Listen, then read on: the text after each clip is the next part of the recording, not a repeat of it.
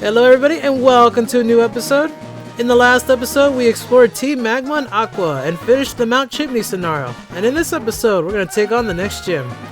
Quick thing first, if you talk to this NPC, it'll be selling lava cookies. Essentially it's a full heal on status conditions but at a fraction of the cost. I'd recommend getting a few beforehand. On our way down, I never really caught a Pokemon here in the Jagged Pass.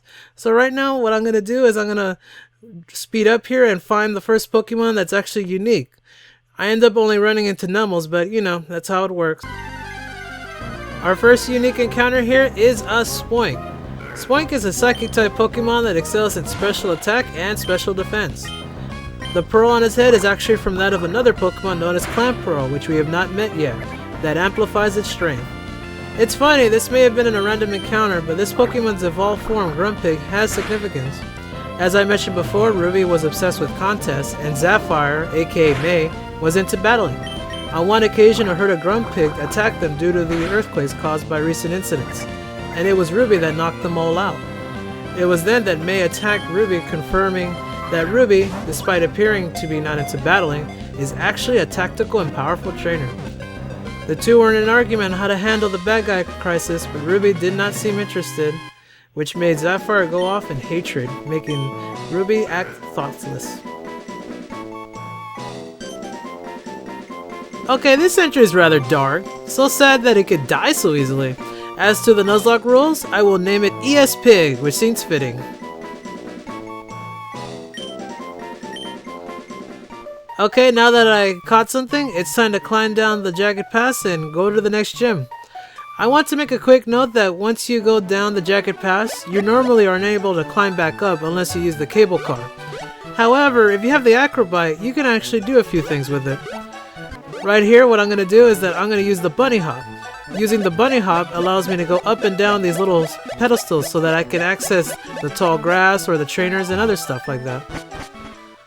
But now that we're here in the next town, it's time for a quick heal and to take on the next gym. Now it's time to prepare for combat. In Lavaridge Gym, the theme of the gym is that it uses a combination of low visibility and a poor copy of the teleportation pads used in Saffron City of Gen 1 and 4, which I never noticed how many times they reused Kanto gyms in these games. Anyways, you'll have holes to drop into, which will either be a trainer battle, a route back to the start, or a path to the next area. The typing of the gym is supposed to be fire, but that's not really the case with all trainers here, as some of them are not fire types. Right here we have a trainer battle, but the Pokemon he's using is actually Kecleon. Instead of being fire, it actually just uses the move Flamethrower. This Pokemon was one of the first ones to be revealed in Generation 3 when it was about to be announced. The other Pokemon were Azuro and Wailmer. This Pokemon is known for turning invisible, with one exception. The purple stripe on its belly will not go away, so it's hard to spot, but not impossible. It has a unique ability called Color Change, where essentially its typing changes into what it's hit with. For new Pokemon fans, think of it as Froakie's hidden ability Protean, which is where the type changes when it attacks, but instead, the attack it receives determines its type. So Kecleon is actually the original stealth Pokemon, which is amusing since in Gen 6, Kecleon's hidden ability is in fact Protean as well. Another fun fact is that anyone that plays the earlier Mystery Dungeon games should be aware that this guy was the hardest Pokemon to recruit at only 0.1%, which was at best in the first game, and it moved up to 0.5% in the second. There were a lot of conditions and things you had to do just to recruit him. Frankly, he wasn't even worth it. With that, we took care of him.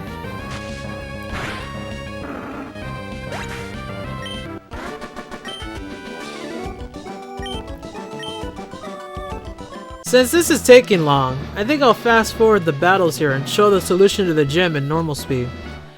In my last gym battle, I cut all the trainer battles, which I felt bad, and I figure a speed up was more acceptable. Seeing how this is Nuzlocke, it's best not to cut battles in terms of these things. But I did promise to do a video at one point that shows all the in-between episode battles so that you guys know what I was doing, just so that this run is more legit. During the speed up, I will discuss this town and its gym. In Lavaridge Town, the main points of interest are the herb shop that sells cheap medicine at the cost of your Pokemon hating you, and the hot springs. The hot springs are said to never run dry, that is until what happened at Mount Chipney, which reminds me of something amusing. As I noted before, Flannery, the gym leader, failed to stop Team Magma on Mount Chipney, so after feeling down, was invited by Zephyr to get in a hot spring that was still hot despite the mountain dying. So afterwards, both decided to have a gym battle there of all places. Why, you may ask? Fan service. What else is there in Japan? After the battle, it is revealed that Flannery was inspired to become a gym leader by her grandfather, who was a former member of the Elite Four. Which region of the Elite Four is unclear and has never been spoken about. This is confirmed in both manga and in Pokemon Black and White 2. Flannery is still new to the whole gym leader thing, but she is being trained by the head of all the gym leaders, which I will bring up at another time. I will note though, it's not Norman. Okay, now that I'm done, it's just a quick traveling here and we'll be right there to the gym. And there we are.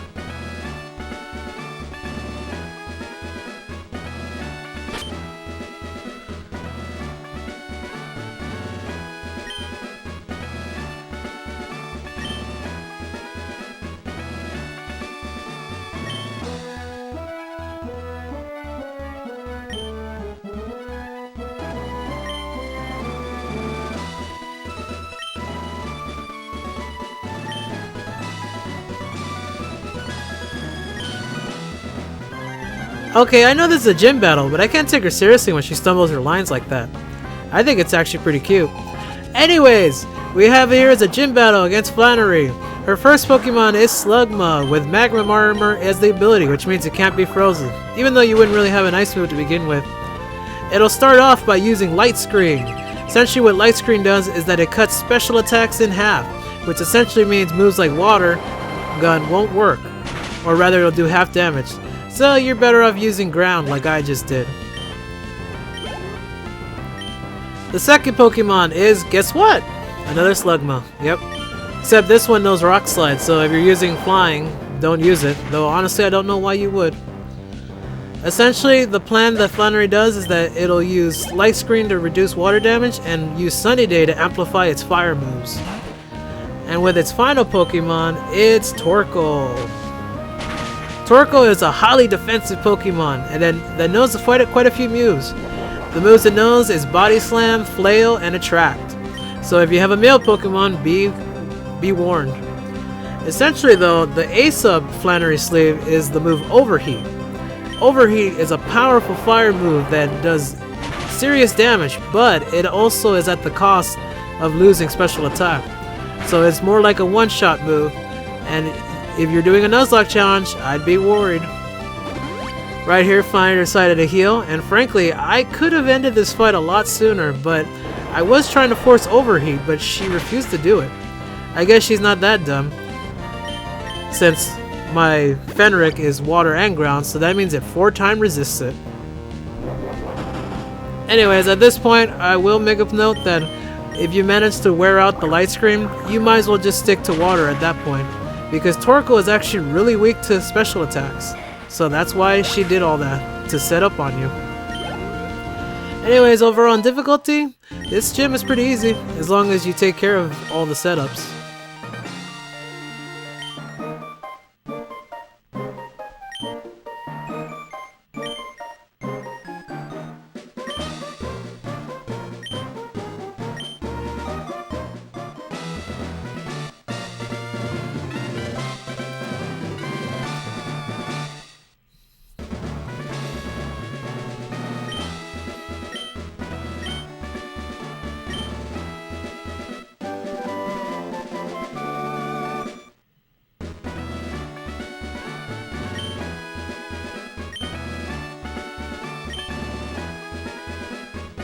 Now that we're done with Flannery, a few things have opened up to us here in Hoenn.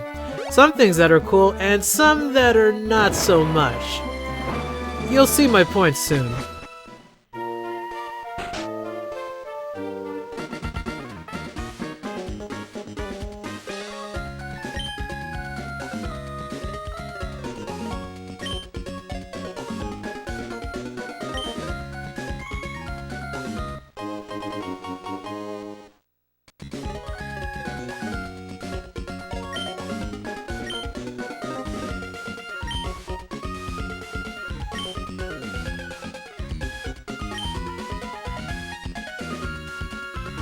At least she didn't ambush me to a battle of all of a sudden like some games do.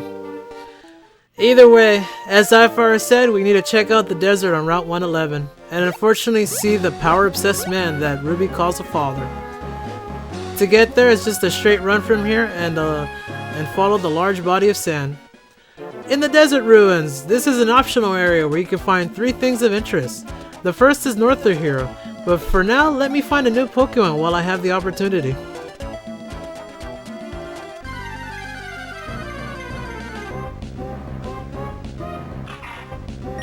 Our first Pokemon in this area is Kecleon. As you notice, a sandstorm has started. This means that a weather condition is in effect and causes changes on the field. In this instance, rock, steel, and ground type Pokemon, as well as Pokemon with special abilities, are immune to damage from this weather. In this case, Kecleon has Sand Veil, which meaning that its evasion is increased. Kecleon as a Pokemon is purely offensive and specially offensive, and is actually a good choice for a grass Pokemon.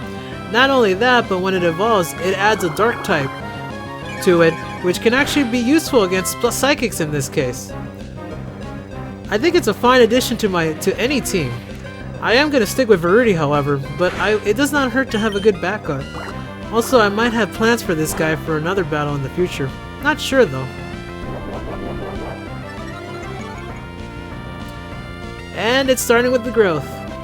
When a Pokemon starts setting up, you know what that means. Also, the sandstorm damage is really leaving a mark on me.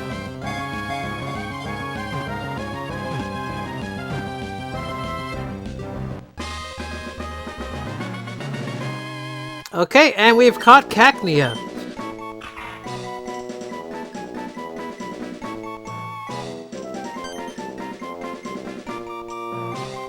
Another creepy Pokedex entry. Nice. Anyways, according to the rules, I gotta give it a name, so I'll give it a Needla. I'm not sure why, but a lot of Pokemon I get seem to be female. I guess fighting all the Magnemites from the last gym have made me a chick magnet. Bad pun. Joking aside, our next stop is right here. We have a choice of 2 items that will be used to resurrect into one of 2 Pokemon. The one I will be not choosing will become Lilith, which is a grass and rock Pokemon that excels in both defense styles. If you're having trouble with this game, I'd recommend getting it as it knows a lot of good moves to stall the opponent while you heal your team. The other Pokemon I'll go over it once I revive it. The other thing I wanted to show is south of here. Down here you'll find a bunch of trainers and of course Pokemon. Which, the one I didn't find here was a Trapinch. It is a derpy Pokemon that evolves into a Dragon Ground Pokemon that has excellent stats. Unfortunately, I was unlikely to find one. Either way, if you're a casual, I recommend getting one. Down here is some ruins that you'll notice is a strange arrangement of stones. This will play an important role after the main story, but for now, there's nothing we can do about it. The only thing down here that we can do is pick up a TM, which is Sandstorm. Unfortunately, that's all there is to do. So the only thing left to do is to head back to Petalburg. So I'm gonna cut here and see you in a minute. Okay, now that I'm here, I think this is a good stopping point. Next time on Pokemon Ruby Nuzlocke Challenge, I'm gonna be taking on Norman, a man in pursuit of power. Till then, see you later. Bye!